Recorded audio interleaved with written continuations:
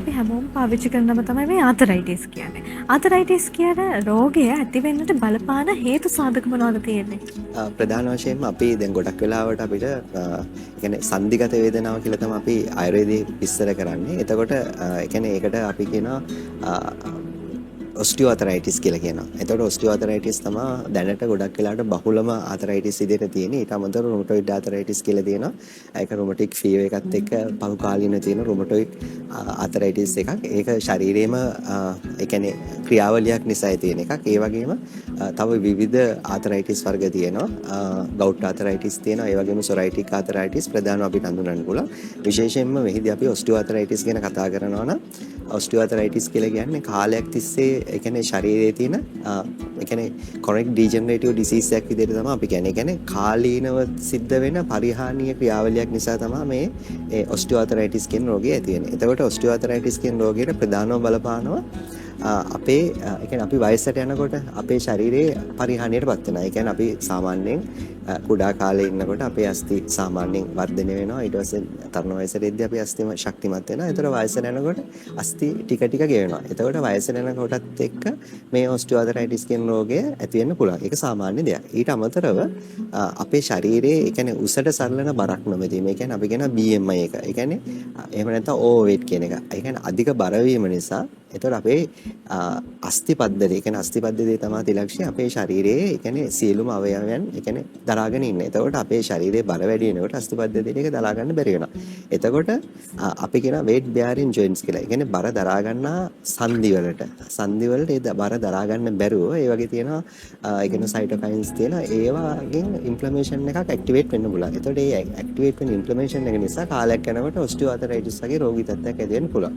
එතකොට උසට සරලන බරක් ඒ කියන්නේ නැමැති වීම ප්‍රධාන ඒ කියන්නේ අවදාන ඒ කියන්නේ හේතුවක් තමයි මේ වගේ ආතරයිටිස් රෝගයක් ඇති වෙන්නේ. ඊට අමතරව අපි කියනවා දැන් අර මම කලිනුත් කිව්වා වගේ කාන්තාවන්ගේ විශේෂයෙන්ම ඒ කියන්නේ කාන්තාවන්ට ඔස්ටියෝඅතරයිටිස් හැදෙන ප්‍රමාණය වැඩි. එතකොට ඔස්ටියෝඅතරයිටිස් ඒ කියන්නේ ආර්ථව අභාවයෙන් පස්සේ ශරීරයේ තියෙන හෝමෝන් ක්‍රියාවලිය නිසා පෝස්ට් මෙනෝපෝසල් ඔස්ටියෝපොරෝසිස් රෝගී තත්ත්වයක් ඇති වෙන්න පුළුවන්. එතකොට ඒකත් එක බලපාන්න පුළුවන් ආතරයිටිස් රෝගී තත්ත්වය ඇති වෙන්න.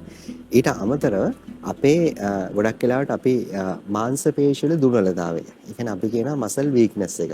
එතකොට මසල් වීක්නස් එක ඇති වෙන්න බලපාන හේතු තමයි එකක් අපි ගොඩක් වෙලා හිටගෙන ඉන්නවා නම් සමහරවිට සමහර කට්ටියගේ උපතින්ම මාංශ පේශිවල දුර්වලතාවයක් ඇති වෙන්න පුළුවන්. එතකොට මේ මාංශ පේශිවල දුර්වලතාවය ඊට අමතරව අධිකව ක්‍රියාකාරකම් වල නිරත වීම. ඒක ආයුර්වේදෙත් කියලා දෙනවා. ඒ කියන්නේ නිතර ඒ කියන්නේ ගොඩාක් ක්‍රියාකාරක. ඒ කියන්නේ අපි ගොඩක් වෙලා ඇවිදිනවා. අපි ගොඩක් වෙලාවට විවිධ දේවල්. ඒ කියන්නේ අපි ශරීරයට කිසිම විවේකයක් දෙන්නේ නැහැ. එතකොට ඒක කාලයක් තිස්සේ කරනකොට ඒකත් විශේෂයෙන්ම අපි හිතමු අපි එක හන්දියකට විවේකයක් දෙන්නේ නැතුව නිතර ඒ හන්දියේ ක්‍රියාකාරකම් වල නිරත වෙනවා. ඒතකොට කාලයක් යනකොට ඒ හන්දිය ආශ්‍රිතව ඒ මාංශ පේශිවල දුර්වලතාවය ඇති වෙලා ඒක අස්ථිය දක්වා වර්ධනය වෙලා ඊට පස්සේ කාඩ්ලේජ් දුර්වල කරලා ඒකෙන් ඔස්ටියෝඅතරයිටිස් කියන රෝගී තත්ත්වය ඇති වෙන්න පුළුවන්. එතකොට මේ අපි කියන්නේ මාංශ පේශි දුර්වලතාවයෙන් බලපන විශේෂයෙන්ම ගොඩක් වෙලා හිටගෙන ඉන්න ඒ කියන්නේ හිටගෙන ගොඩාක් වෙලා එක දිගට වැඩ කරනවා නම් එතකොට ධනිස් සමාව වෙන්න පුළුවන්. එතකොට මේ ධනිසේ මාංශ පේශි දුර්වල වෙලා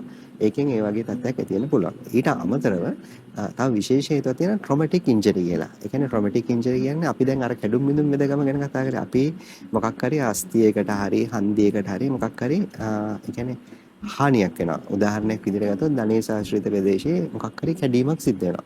එතකොට දැන් අපි ඒකට ප්‍රතිකාර කරනවා. අපි ඉංග්‍රීසි වෙදකමෙන් හරි සිංහල වෙදකමෙන් හරි ඉංග්‍රීසි වෙදකමට ගිහිල්ලා සිංහල වෙදකමට ඇවිල්ලා හරි සිංහල වෙදකමෙන් ඉංග්‍රීසි වෙදකමට ගිහිල්ලා හරි මොකක් හරි ප්‍රතිකාරයක් කරලා අපි ඒ ප්‍රතිකාරයෙන් සම්පූර්ණයෙන්ම ඒ කැඩිච්ච මිදිච්ච එක හොඳ කරගන්නේ නැහැ. හරි එතකොට එතන ගොඩක් වෙලාවට අපිට හොඳ වෙන්නේ නැති වුණාම තියෙන ලක්ෂණ තමයි අල්ලනකොට වේදනාවක් තියෙන්න පුළුවන්. කැක්කුම තියෙන්න පුළුවන්, නමදි දිගාරිද්දි කැක්කුම තියෙන්න පුළුවන්, පොඩි ඇද ගතියක් තියෙන්න පුළුවන්. හරි එතකොට එතන ඒ ඇතුලෙන් කැඩිච්ච එක සම්පූර්ණයෙන් හොඳ වෙලා නැහැ. එතකොට ඒක පහුකාලීනව ෆ්‍රැක්චර් කම්ප්ලිකේෂන් එකක්. ඒ කියන්නේ අපි කියනවා භග්න උපද්‍රව කියලා. ඒ කියන්නේ කැඩිච්ච එකක් හරි බිලිච්ච එකක් හරි හොඳ වෙන්නේ නැතුණාට පස්සේ ඒක උපද්‍රව පහළ වෙන්න පුළුවන්. ඒක උපද්‍රවයක් විදිහට භග්න උපද්‍රව කියලා කියන්නේ ෆ්‍රැක්චර් කම්ප්ලිකේෂන්ස් කියලා. ඒකේ උපද්‍රවයක් විදිහට මෙන්න මේ ඔස්ටියෝආතරයිටිස් කියන රෝගී තත්ත්වය ඇති වෙන්න පුළුවන්. ඒ කියන්නේ අර ඒක කාලයක් තිස්සේ ඩිජෙනරේෂන් වෙලා ඒ පරිහානිය වෙලා ඊට පස්සේ ඒක ආතරයිටිස් රෝගී තත්ත්වය දක්වා පරිවර්තනය වෙන්න පුළුවන්. එතකොට ඒක තව හේතුවක්. ඊට අමතරව තමයි විශේෂයෙන්ම අපි වැදගත් තව කාරණාවක් තියෙනවා. අපේ ශරීරයේ ගොඩක් වෙලාවට කියන්නේ අපි වැරදි ඉරියව් කියන්නේ. අපි ගොඩක් වෙලාවට අපි ඉඳගෙන හිටියොත් සමහරවිට කකුල් දෙක නමාගෙන ඉන්නවා. හරි ගොඩක් වෙලා එක දිගට නමන් ඉන්නකොට ඒ දණහිසට බර වැටෙනවා.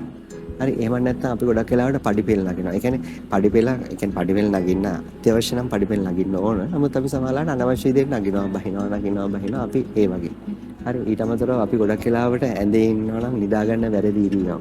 හරි එතකොට අපි ගොඩක් වෙලා නැමිලා එක දිගට වැඩ කරනවා නම් ෆෝන් එක දිහා ගොඩක් වෙලා බලන් ඉන්නවා නම් එතකොට කම්පියුටර් එක දිහා එකම ඉරියව්වෙන් ගොඩක් වෙලා පාත් වෙලා බලන් ඉන්නවා නම් ඊට අමතරව ලියනකොට අපි ඇඟිල්ල ඒ කියන්නේ අතට තද කරලා බෙල්ලට බර එන විදිහට ලියනකොට කාලයක් යනකොට බෙල්ල ආශ්‍රිත ප්‍රදේශයේ හන්දිවල පොඩි ඒ කියන්නේ පරිහානික තත්ත්වය තියලා ඩිජෙනරේෂන්ස් ඇති වෙලා ඒක ආතරයිටිස් රෝගී තත්ත්වයට දක්වා පරිවර්තනය වෙන්න පුළුවන්. එතකොට අපේ තියෙන මේ වැරදි ඉරියව් නිසා අපි පුටුවල අපි කෙලින් ඉඳ ගන්නෑ.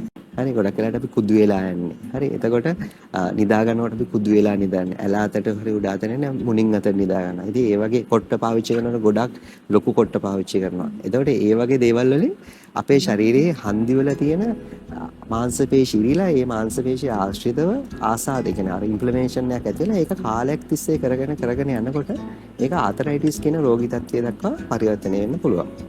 ඊට අමතරව අපි ආහාර සම්බන්ධව ගත්තාම අපේ පෝෂණ ඌනතාවය කියන එකත් බලපානවා. එතකොට මේ ආතරයිටිස් කියන රෝගී තත්ත්වය සඳහා බලපාන ඊළඟ හේතුව තමයි පෝෂණ ඌනතාවය. අපි ගොඩක් වෙලාවට හොඳට වතුර බොන්න ඕන.